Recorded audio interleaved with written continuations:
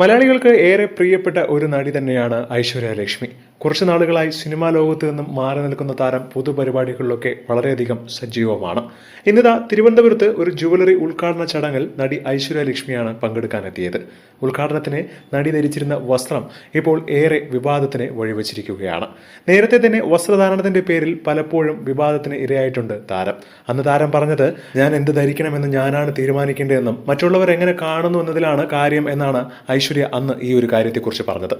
പക്ഷേ ഇപ്പോഴത്തെ ഒരു ഉദ്ഘാടന ചടങ്ങിൽ എത്തുമ്പോൾ അല്ലെങ്കിൽ നിലവിളക്കിന് തിരികൊളുത്തുന്ന ഒരു പ്രധാന വ്യക്തിയായി വരുമ്പോൾ ഇങ്ങനെയൊക്കെയാണോ വസ്ത്രം ധരിക്കേണ്ടത് എന്ന് ചോദിച്ചുകൊണ്ടാണ് ഒരുപാട് പേർ കമന്റ് ചെയ്തിരിക്കുന്നത്. മാത്രമല്ല, സിനിമയൊക്കെ ഇപ്പോൾ കുറവായതുകൊണ്ട് തന്നെ ഇങ്ങനെയൊക്കെ വസ്ത്രം ധരിച്ചാലേ ഇനി രക്ഷയുള്ളൂ എന്നൊക്കെയുള്ള കളിയാക്കലുകളും താരത്തിന്റെ പോസ്റ്റിന് താഴെ വരുന്നുണ്ട്. ഒരു പരിപാടിക്ക് വരുമ്പോൾ കുറച്ചും കൂടി മാന്യമായി വസ്ത്രം ധരിച്ചു വരിക, നിലവിളക്ക് കൊളുത്തുക എന്നത് വളരെ ഭക്തിയോടുകൂടി ചെയ്യേണ്ട ഒന്നാണ്.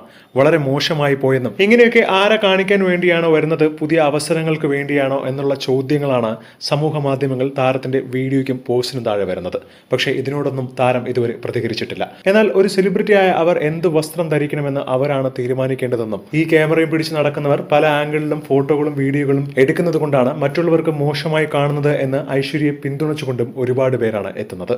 എന്താണ് ഇതിനെക്കുറിച്ചുള്ള നിങ്ങളുടെ അഭിപ്രായമെന്ന് താഴെ മറക്കാതെ കമന്റ് ചെയ്യുക. ഒപ്പം ഈ വീഡിയോ മറക്കാതെ ലൈക്ക് ചെയ്ത് സബ്സ്ക്രൈബ് ചെയ്യുക.